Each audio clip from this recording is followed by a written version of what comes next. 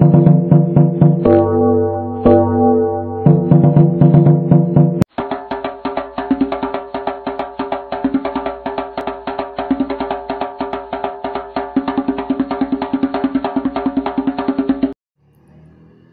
SHMH, sadar hukum untuk masyarakat humanis. Halo saudara-saudari, kali ini saya akan mengulas sedikit tentang kewajiban pengembang properti atau pengembang perumahan di dalam menyiapkan fasilitas umum dan juga fasilitas sosial ketika menjual atau menawarkan suatu rumah di kawasan perumahan. Karena hal ini sudah jelas-jelas diatur di dalam undang-undang bahwa setiap perusahaan, bahkan orang individu atau pribadi yang menjual suatu perumahan, di mana wajib menyediakan yang namanya fasilitas umum dan fasilitas sosial. Saudara-saudari, di dalam Undang-Undang Nomor 1 Tahun 2011 tentang perumahan dan kawasan pemukiman jelas-jelas dijelaskan bahwa perumahan adalah suatu kumpulan rumah sebagai bagian dari pemukiman, baik perkotaan maupun perdesaan yang dilengkapi dengan prasarana, sarana, dan utilitas umum sebagai hasil upaya pemenuhan rumah yang layak huni. Bahkan di dalam pasal 42 Undang-Undang Nomor 1 Tahun 2011 ini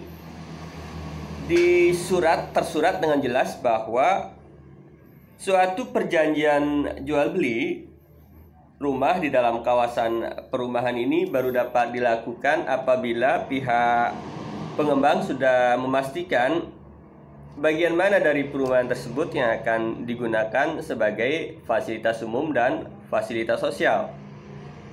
Atau dengan kata lain sudah jelas-jelas ada denah atau site plan atau rencana pengembangan daripada pihak pengusaha perumahan tersebut atau pengembang properti yang menggambarkan dengan jelas bahwa mana jalan, mana fasilitas umum lainnya dan fasilitas sosial lainnya seperti misalnya rencana pembangunan tempat ibadah, rencana pembangunan balai pertemuan warga, atau rencana pemenuhan fasilitas umum atau fasilitas sosial berupa taman bermain atau taman berkumpul untuk warga. Jadi di sini undang-undang jelas mengatakan bahwa transaksi jual beli baru bisa dilakukan apabila ada rencana yang jelas tentang pemanfaatan tata ruang mana yang merupakan fasilitas umum atau fasilitas sosial untuk kawasan perumahan tersebut. Kemudian saudara-saudari, di dalam pasal 47 ayat 3 dari undang-undang tersebut tertulis dengan jelas bahwa pembangunan prasarana, sarana, dan utilitas umum dari perumahan harus memenuhi persyaratan sebagaimana tertulis di dalam pasal 47 ayat 3, yaitu kesesuaian antara kapasitas pelayanan dan jumlah rumah, kemudian keterpaduan antara prasarana, sarana, dan utilitas umum dan lingkungan hunian, serta ketentuan teknis pembangunan prasarana, sarana, dan utilitas umum.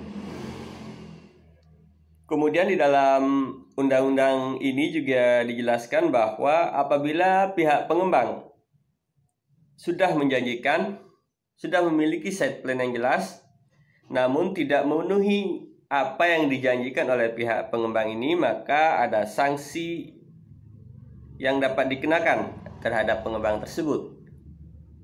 Di antaranya ada sanksi administratif yang dapat berupa denda sesuai dengan pasal 150 ayat 2 dalam undang-undang ini. Kemudian pihak pengembang juga dapat dikenakan sanksi pidana yang diatur di dalam pasal 151 Undang-Undang Nomor 1 Tahun 2011 ini yang berbunyi sebagai berikut. Ayat 1, setiap orang yang menyelenggarakan pembangunan perumahan yang tidak membangun perumahan sesuai dengan kriteria, spesifikasi, Kemudian prasarana, sarana, dan utilitas umum yang diperjanjikan sebagaimana dimaksud di dalam pasal 134 dapat dipidana dengan pidana denda paling banyak 5 miliar rupiah. Kemudian dalam ayat 2, selain pidana sebagaimana dimaksud dalam ayat 1 tadi, pelaku dapat dijerat pidana tambahan berupa membangun kembali sesuai dengan kriteria, spesifikasi, persyaratan, prasarana, sarana, dan utilitas umum yang diperjanjikan.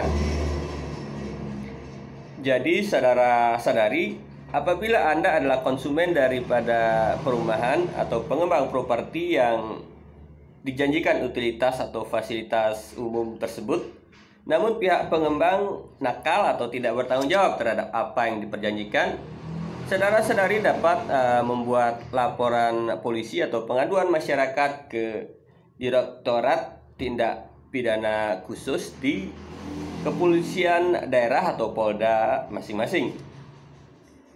Dan kemudian saudara-saudari, selain daripada undang-undang tentang perumahan dan kawasan pemukiman tadi, pengembang yang tidak bertanggung jawab terhadap sarana umum khususnya jalan juga dapat dijerat dengan ancaman pidana yang terdapat pada Undang-Undang Nomor 22 Tahun 2009, di mana diantaranya di dalam pasal 273 disebutkan bahwa penyelenggara jalan yang tidak dengan segera dan patut memperbaiki jalan yang rusak yang mengakibatkan kecelakaan lalu lintas sehingga menimbulkan korban luka ringan dan juga kerusakan kendaraan dapat dipidana dengan pidana kurungan paling lama 6 bulan atau denda maksimal 12 juta rupiah. Dan kemudian apabila korban mengalami luka berat, pihak pengembang perumahan dapat diancam dengan pidana kurungan maksimal 1 tahun atau denda paling banyak 24 juta rupiah. Dan bahkan saudara-saudari, ancaman pidananya akan lebih berat apabila korban yang kecelakaan di jalan yang rusak milik perumahan dapat diancam dengan pidana penjara hingga 5 tahun atau denda paling banyak 120 juta rupiah. Saudara-saudari, itu tadi adalah ancaman bagi penyelenggara jalan, di mana apabila suatu kawasan perumahan atau pengembang properti atau pengembang perumahan tidak segera atau belum melakukan serah terima kepada pemerintah daerah setempat, maka pengembang perumahan itulah yang disebut sebagai penyelenggara daripada jalan raya tersebut atau jalan tersebut. Sehingga yang diancam dengan pidana adalah pengembang properti tersebut. Namun apabila sudah diserah terimakan kepada pemerintah daerah, maka yang dapat diancam dengan pidana tadi adalah pemerintah daerah setempat. Jadi apabila Anda adalah korban daripada jalan rusak yang tidak segera diperbaiki oleh penyelenggara jalan, maka Anda dapat melakukan pengaduan masyarakat atau DUMAS ke kepolisian daerah setempat. Baik saudara-saudari, demikian ulasan singkat saya kali ini. Salam SHMH, sadar hukum untuk masyarakat humanis.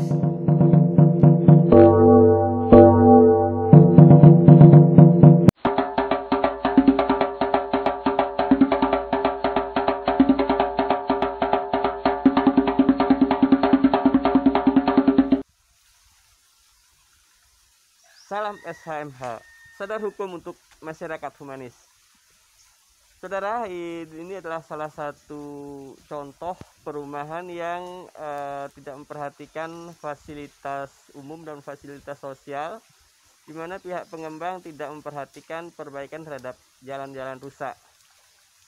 Dan saudara, kondisi seperti ini, pengembang perumahan seharusnya memperhatikan kondisi fasilitas umum dan fasilitas sosial seperti ini.